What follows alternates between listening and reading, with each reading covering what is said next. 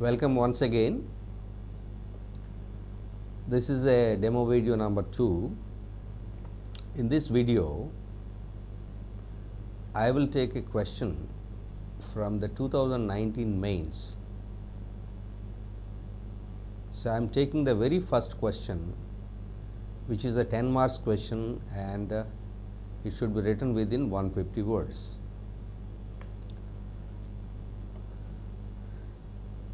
So, I am trying to analyze, I am trying to educate how you should approach, how you should write your answer for this particular question. The question is, this is question number 1, the very first question in 2019 main examination GS paper 2. And the question is, do you think that the Constitution of India does not accept the principle of strict separation of powers, rather it is based on the principle of checks and balances? Explain. So, this is the question. I repeat again. Do you think that the Constitution of India does not accept the principle of strict separation of powers, rather it is based on the principle of checks and balances? Explain. So, now you need to explain what exactly is the strict separation of powers, or the separation of powers first, whether it is strict separation of powers or a flexible one, and the principle of checks and balances. First of all, you have to understand these phrases, these terms. If you have the background knowledge, basic knowledge of these concepts or these principles or these doctrines, you can easily correlate these two concepts and you can easily attempt a question. This is an indirect question. If it is a direct question, they will ask you to write a brief note on the principle of separation of powers or the principle of checks and balances. It is not a direct question, because there are ifs and buts in the question. You need to carefully read and understand the question. So, this is a 10 marks question. So, few things you should know before you answer this question. So, what are those few things? First of all, you should know the principle of separation of powers. So, this particular principle or doctrine, this separation of powers between or among whom they are talking about. Then if it is there, if the concept is there, whether it is rigid or flexible, then you also should know the principle of checks and balances. Then if the principle of checks and balances is there, what is the need for or intention of introducing these checks and balances, and on whom they are meant for? And we should also list out a few checks and balances in your answer. So, these are the things that you should understand first. You have to have the basic knowledge of these ideas. So, first let us see what is separation of powers. So, separation of powers and also between or among which are the agencies or branches this is applied. So, if we see the Constitution of India, there is a clear mention of separation of powers, and the concept, the phrase is not used, but it is inbuilt. Separation of powers is inbuilt in the Constitution. How it is inbuilt? So, there is a elaborate scheme of separation of powers among the three organs of the state or three organs of the government. What are the three organs of the government or the state? The legislature, first organ, let us say, the legislature is mandated to make laws for the country, where they have mentioned in the constitution, where they have conferred these powers on legislature, and what is its basic function. If you see Article 79 to 123, there is an elaborate scheme of powers conferred on the legislature. We call it parliament. Okay. So that is one organ of the government. The second, the executive. What is its basic function or primary function of the executive is to execute laws made by the parliament, legislature, and to run the administration. That is the basic function. So the executive, includes the president, vice president, council of ministers, and the prime minister. So from articles 52 to 78, there is an elaborate provisions are provided in the constitution, and it is adequately given powers and their functions. And the third is the executive, the judiciary. What is the main function of the judiciary as per the separation of powers? Judiciary interprets the laws made by the legislature, and also it will administer justice. And judiciary has also been provided with certain powers and functions via separate articles. And there is also the power of judicial review under Article 13, Article 32, 131 to 136, and 226 to 246, etc. So what is when the government or the constitution adopted the doctrine of separation of powers, what is the intention of the constitution in giving separate or allocation of functions to each of these branches? The intention of separation of powers is twofold. So one is, it has clearly demarcated their main functions, and they have to function within that domain. And the second intent is to prevent concentration of power in any one of these three organs. So one, it has clearly demarcated their jurisdiction. Second, constitution wanted to prevent the concentration of power in any one of these three organs. So this is basically separation of powers, which is adequately being provided in the constitution. Since ours is dual polity, the same scheme is applied for the states also. Whatever is the system there in the central government, the same system is applied or followed in the states.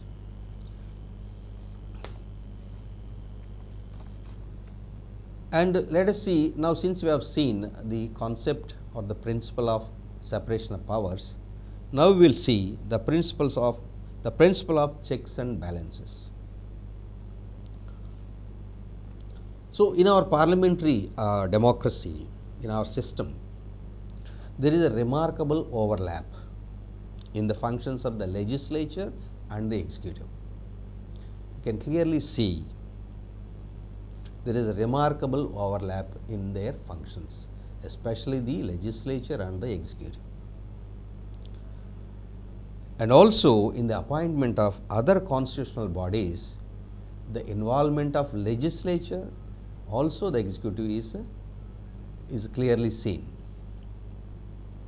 And there is a tendency to overreach and overshadow by one branch over the other.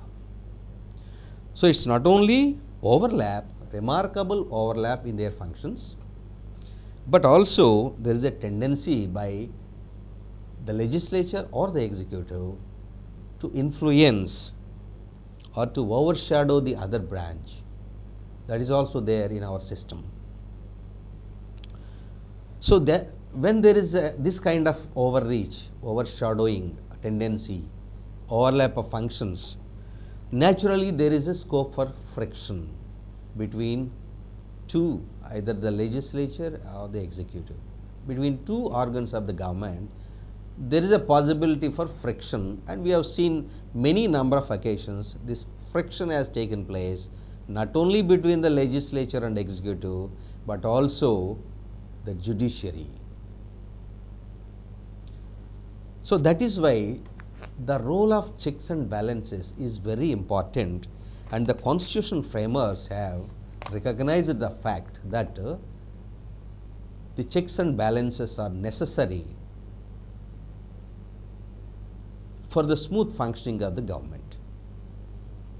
So, what is the intent of the checks and balances? What is the intention behind introducing checks and balances? These checks and balances ensure that each organ of the state functions within its boundaries and does not resort to abuse or misuse of power.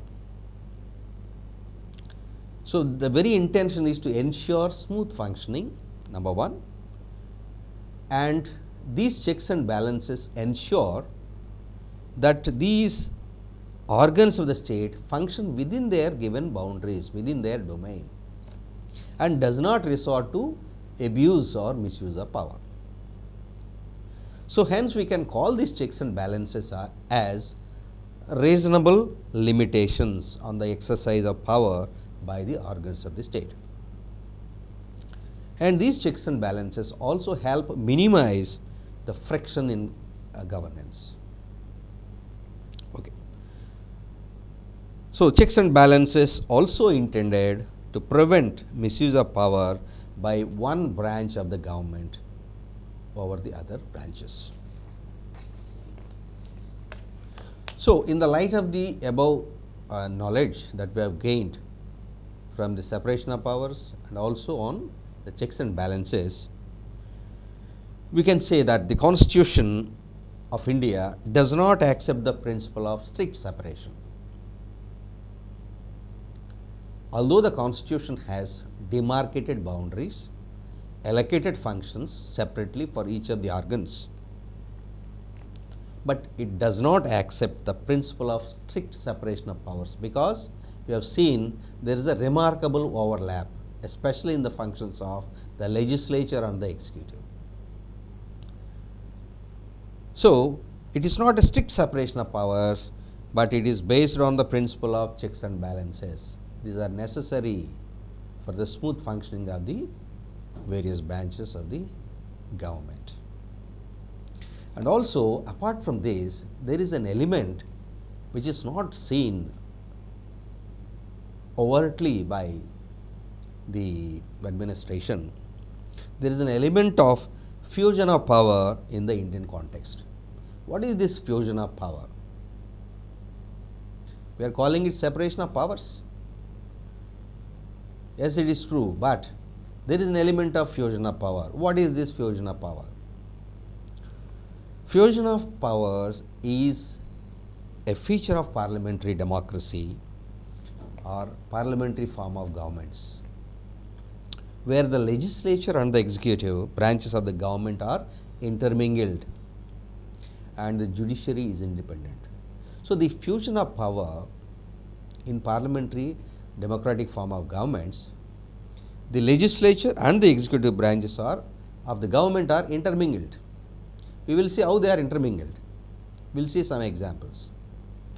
And judiciary is independent. So, that is the concept of fusion of power in a democratic form of parliamentary democratic form of governments.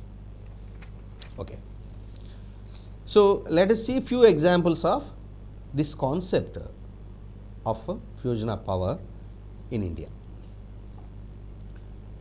So, the executive in India comes from the legislature.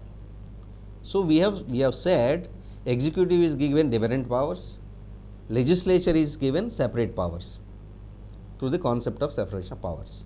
But in India, In our parliamentary type of government, the executive is coming from the legislature, from the parliament. This is the fusion, right? The President of India, Prime Minister, Council of Ministers, where do they come from? They come from parliament. President of India is elected by parliament, Vice President, and Prime Minister and Council of Ministers coming from both the houses of parliament. So they are not coming from outside. So they are coming from the legislature itself. That is why there is a fusion of power. Bills cannot be passed in the legislature without executive majority. Without executive having a majority in parliament, bills cannot be passed. How can legislature make laws? It is only the executive majority that enables the legislature to pass the bills. So that is a fusion, right? And President of India and governors can promulgate ordinances during the recess of legislature. What is the main function of legislature? To make laws. So during the recess of parliament, legislature, the President of India, he promulgates ordinances. That is a fusion of power. And Council of Ministers is answerable to the legislature. So the Council of Ministers headed by the Prime Minister is answerable to the legislature, that is the lower house of parliament, that is the Lok Sabha. And President of India can veto certain laws made by the parliament. That is a fusion of power. And legislature can impeach the executive, president. So it can impeach the president. It can impeach the judges of Supreme Court, High Courts. Fusion of power. So these are some of the, we can cite any number of examples for fusion of power in India. So these are a few examples of fusion of power in the Indian context. So this fusion of powers in the Indian context is a testimony to the fact that Indian Constitution does not accept the principle of strict separation of powers. So executive and legislature are intermingled, intertwined. Okay. So although there is a strict separation, there is separation of powers, the concept of separation of powers, but it is not a strict principle of separation of powers. So it is a fusion of power. So now let us see some of the checks and balances. These checks and balances act as hurdles in the exercise of unbridled power by any one of the organs of the state. They are checks and balances. There are limitations on the power of each of the organ of the government. Now, let us see some examples of checks and balances. As we said, these are limitations or hurdles on the exercise of unbridled power by any one of the branches of the government. They are inbuilt. These checks and balances are inbuilt by the Constitution itself. The examples: legislature cannot make a law, or the parliament cannot make a law which infringes on the elements of the basic structure of the Constitution as declared by the Supreme Court of India from time to time in its various judgments. So parliament cannot make a law. The basic function of parliament is to make laws, but it cannot make a law which infringes on any one of the elements of the basic structure doctrine of the Constitution. Parliamentary system is an element of the basic structure. It cannot be changed. So parliament cannot make a law changing the parliamentary type of government or parliamentary type of system. So that is a check and balance on the power of parliament. Next, the lower house of legislature can bring down the executive by passing a no confidence motion. So, the Lok Sabha, lower house of parliament, is the Lok Sabha. It can bring down the executive by passing a no confidence motion. If the lower house expresses no confidence in the then government, the government will fall.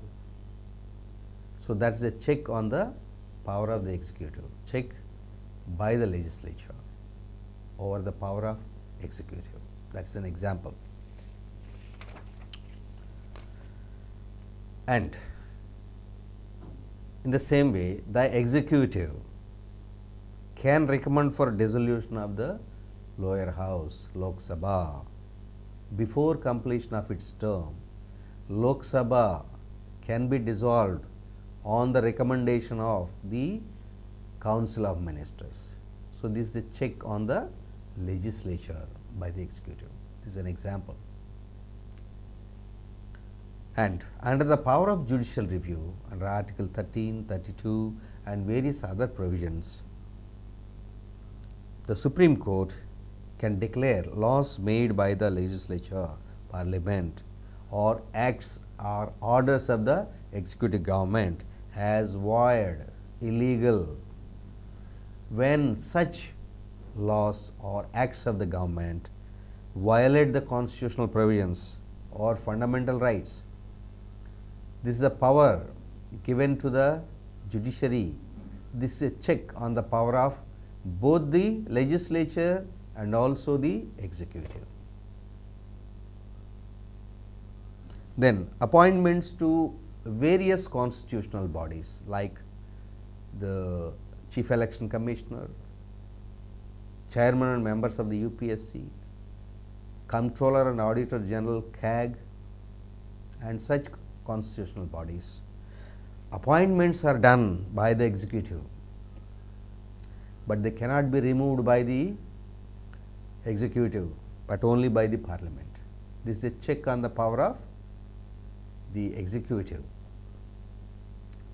These appointments to constitutional bodies are done by the executive, but once appointed they cannot be removed. There is a procedure set, only parliament can remove, not the executive. This is check on the power of, so power of appointment by the executive, but power of removal is not with the executive, but with the parliament. This is a check on the power of the executive.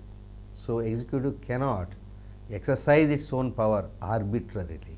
So, this arbitrary use or misuse of power by the executive is checked by this provision. Then, and the Supreme Court cannot increase its total strength on its own. That power is not given to Supreme Court, judiciary, but only parliament can increase the strength of total number of judges of the Supreme Court. Of course, there is a at various times the parliament will amend or make the law increasing the total number of judges of the Supreme Court. So, what is the present strength of Supreme Court? 33 plus 1. So, total 34. So, 33 judges, 1 Chief Justice of India. So, this power has not been given to the judiciary, Supreme Court, to increase its total strength. There is a check on the power of the Supreme Court. Then, so these are only few examples. We can give any number of examples. Since there is a paucity of time and word limit in your answer, so we cannot go on in any number of examples. There are many examples, but few examples I have given you. So, we have seen what is the principle of separation of powers, whether it is strict separation of powers or a little flexible, what is fusion of power in the parliamentary form of governments like in India, and the concept of the checks and balances and the intention to inbuilt such checks and balances by the constitution itself. So, let us sum up the important points for your answer. How you can, these are the points, they must be reflected in your answer. So, firstly, the Constitution has expressly made allocation of powers to various branches of government like the legislature, executive and the judiciary. Specific allocation of powers by various constitutional provisions, articles. So, each of the their powers and functions and their domain is clearly demarcated by the Constitution. So, this separation of powers was done deliberately to prevent a concentration of power in either the executive or the legislature or the judiciary. So, to prevent concentration of power in any one of those branches, the separation of powers was done. And there is also an element of fusion of power, as we have seen, the executive coming from legislature in our constitutional setup. So, this fusion of powers where executive and legislature are intermingled, intertwined, and judiciary is independent. We have an independent judiciary. This is one of our key principles. So, therefore, we can say it is not a strict separation of powers, but it is rather based on checks and balances. And the intention of checks and balances is to prevent misuse of power or abuse of power and to maintain a healthy balance of power in the governance of the country. So, these points must come in your answer.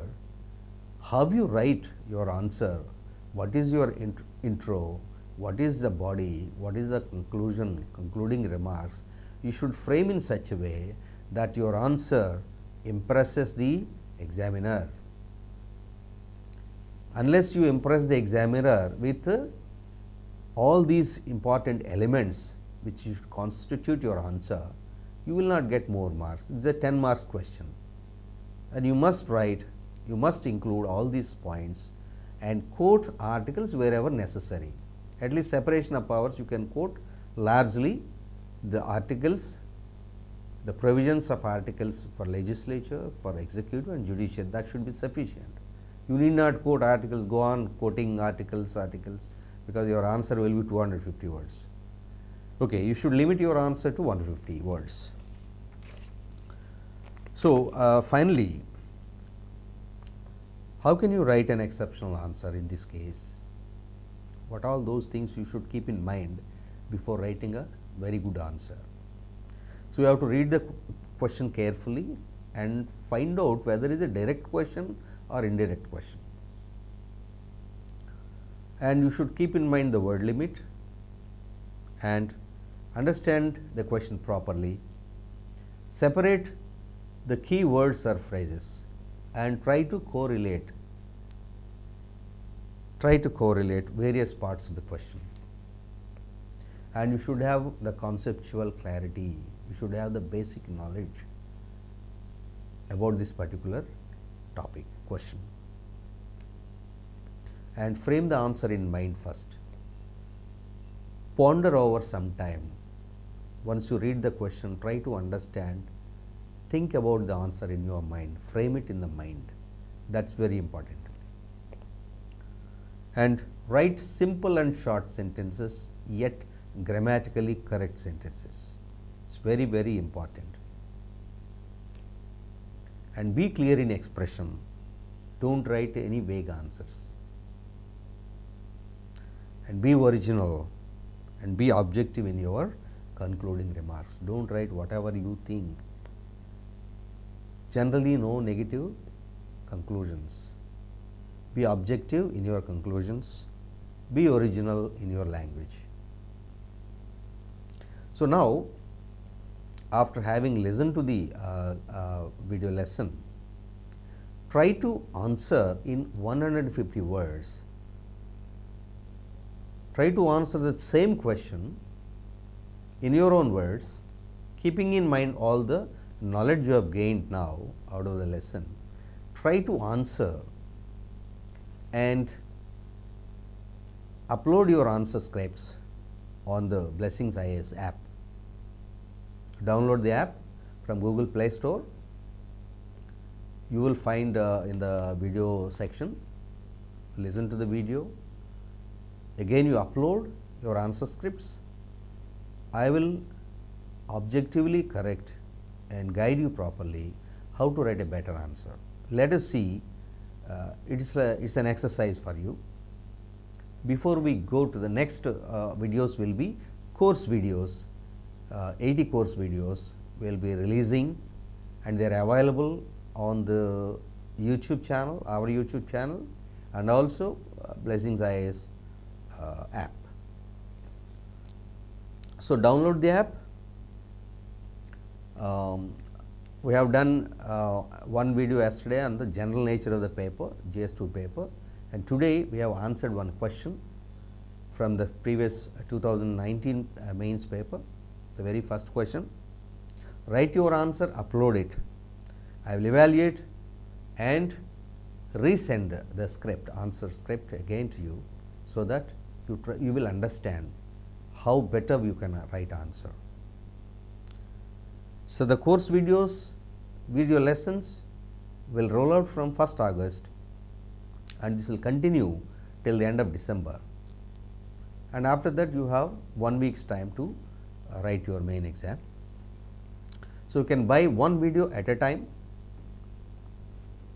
learn the subject carefully, focus on the preparation. If you listen carefully, follow this entire course, you can very well score not less than 160, 170. Now, with these few words, I conclude this lesson. Thank you very much. See you again.